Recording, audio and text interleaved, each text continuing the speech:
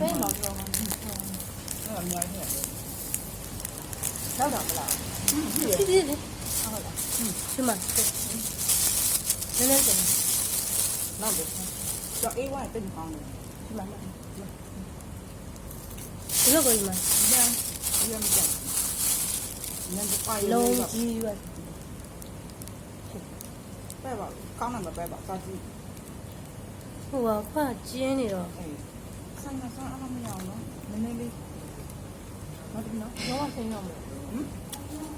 စားတော့ပါ ဒီစားတော့မယ်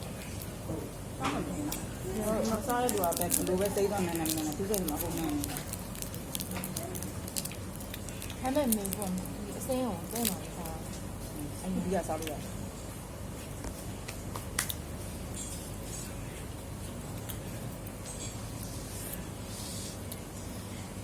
ဘီယနာဖာလို့ဆို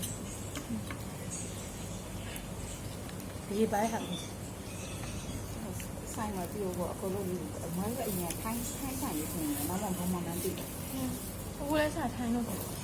အဲ့ဒါဆက်တော့ပြောလို့ပဲပိုက်ရှက်ပမာမဟုတ်ဆိုလို့ရှိရင်အတင်းတုပ်လို့ရတယ်ဆို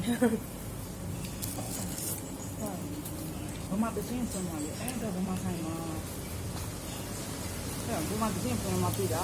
သူကလည်းမပြော သူကထိုင်းပြဆောင်တယ် ကျုံလာကြဘိုးတို့အိတ်စင်းရပါဘူးဒီမှာရှိတယ်တို့ကြဟာအများကြီးပဲဘူးကောင်းပါလား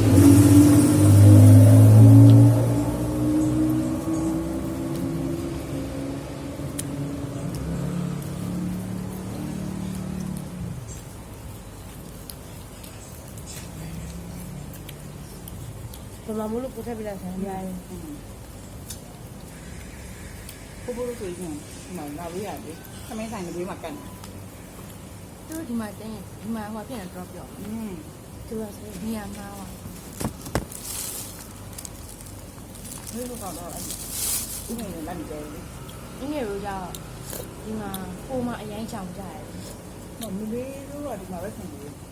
ဘုံတို့ကဈေးပွဲရမှာမဟုတ်ရင်တို့အញ្ញမ်းဝင်ရင်ပြန်ရတာနဲ့တို့ ဟုတ်ပြီးတဲ့တော့ဒုက္ခရောက်တယ်